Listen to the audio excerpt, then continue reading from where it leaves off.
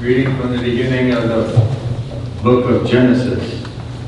In the beginning, when God created the heavens and the earth was a formless wasteland, and darkness covered the abyss, with a mighty wind swept over the waters. Then God said, "Let there be light," and there was light. God saw how good the light was. God then separated the light from the darkness. God called the light day, and the darkness he called night. This evening came, the morning followed the first day. Then God said, "Let there be a dome in the middle of the waters, to separate the body of water from the other." And so it happened. God made the dome, and it separated the water from the dome from the water below it. God called the dome the sky. Evening came, and morning followed the second day. Jesus said, God said, "Let the water under the sky be gathered into a single basin, so that the dry land may appear." And so it happened. And the water under the sky was gathered into its basin, and the dry land appeared. God called the dry land the earth, and the basin of the water he called the sea. God saw how good it was. Then God said, "Let the earth bring forth vegetation, every kind of plant that bears seed, and every kind of fruit tree on earth that bears fruit and its seed in it." And so it happened. And earth brought every kind of plant that bears seed, and the very kind of fruit tree on earth that bears fruit with its seed in it. God saw how good it was. Evening came, and morning followed the third day. Then God said, "Let there be lights in the dome in the sky, to separate day from night. Let them mark the fixed times, the days and the years, and serve as luminaries in the dome of the sky, as shed light upon the earth." And so it happened. God made the two great lights, the greater one to govern the day, and the lesser one to govern the night. And he made the stars. God set them in the dome of the sky, to shed light upon the earth, to govern the day and the night, and to separate the light from the darkness. God saw how good it was. Evening came, and morning followed the fourth day. The word of the Lord.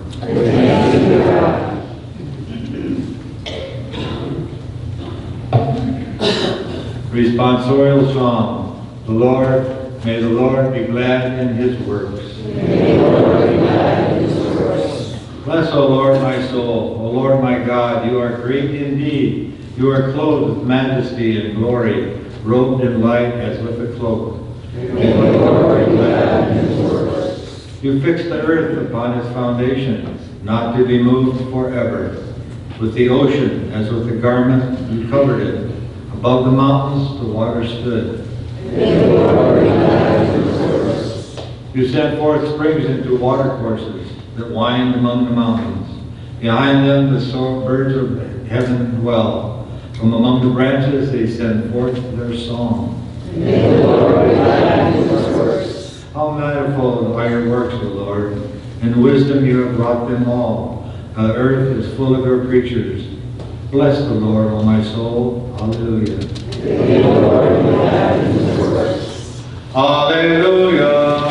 Hallelujah. Hallelujah. Hallelujah. Hallelujah.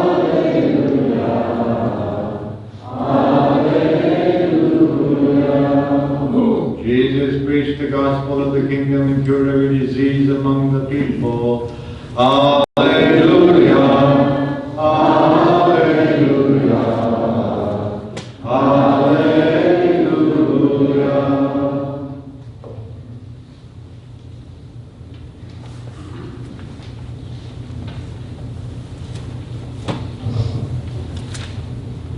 The Lord be with you. And with your spirit. A reading from the Holy Gospel according to Mark. Glory to you, Lord.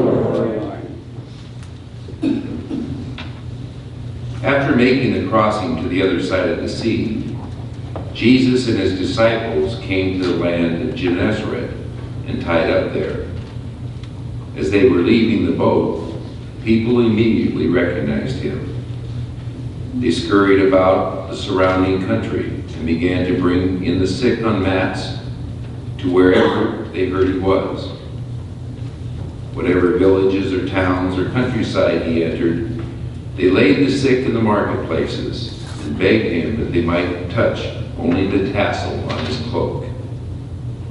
And as many as touched it were healed. The Gospel of the Lord. Praise to you, Lord Jesus Christ. Good morning. I think it's somewhat of a happy coincidence that today's readings actually coincide very well with the Feast of Our Lady of Lourdes. Obviously the Gospel with its focus on healing, but I think even more importantly, the first reading, which is the first of the two creation accounts in Genesis. We have the first one is chapter 1, and the second creation story, which really focuses on the creation of man and woman, is found in Genesis chapter 2. But Genesis chapter 1 is the more familiar of the creation stories, and it focuses on the power of God's Word, which again is something that Mary learned to be obedient to.